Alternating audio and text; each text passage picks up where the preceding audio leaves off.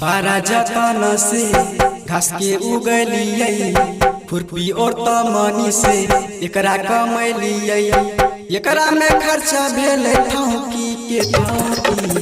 घास गिर के भागल जाय छै छोरी बेटा खाउकी। घास गिर के भागल जाय छै छोरिया बेटा खाउकी। घास गिर के भागल जाय छै छोरी बेटा खाउकी। घास गिर के भागल जाय छै छोरिया बेटा खाउकी। बारा जतन से घास के उगलियै खुरपी और तमनी से एकरा कमैलियै।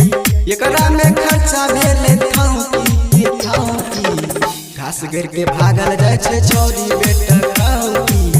घास गिर के भागल जाय छै छोरिया बेटा खाउकी। घास गिर के भागल जाय छै छोरी बेटा खाउकी। घास गिर के भागल जाय छै छोरिया बेटा खाउकी। छोरिया बेटा खाउकी। छोरिया बेटा खाउकी। Music by DJ Vikas Bethia.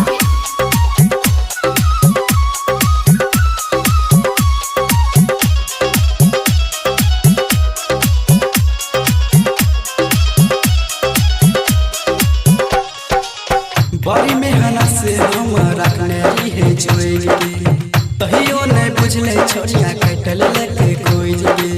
तहियो नहीं बुझले छोरिया कटल लेके खोज गे। बड़ी मेहनत से हम रखने रही जोड़ के तहियो नहीं बुझले छोरी कटल लेके खोज गे। 2022 के कोना चलले महामारी केकरो नहीं धरे कोरोना के बीमारी।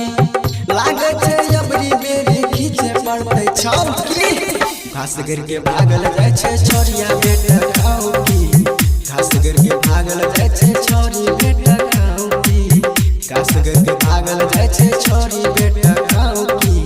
घास गिर के भागल जाय छै छोरिया बेटा खाउकी। छोरिया बेटा खाउकी। छोरिया बेटा खाउकी। Music by DJ Vikas Bethia.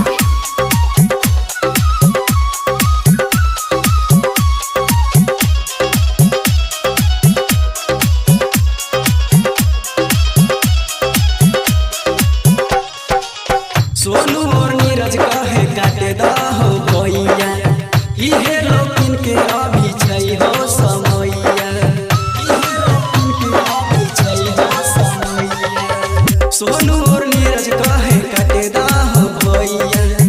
इहे लोकिन के अभी छै हो समैया। भारती शंकर के उमर दिल के जान हो।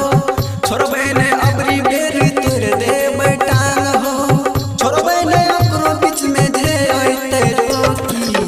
घास गिर के भागल जाय छै छोरी बेटा खाउकी।